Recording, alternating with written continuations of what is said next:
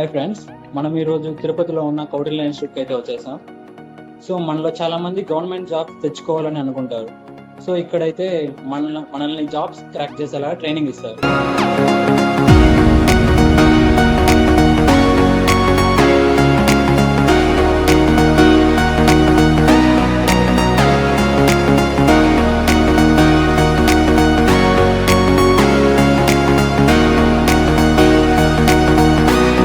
Years back Tirupati ఎంఆర్ఎంఆర్ circle దగ్గర Kautilya institute start చేశాం.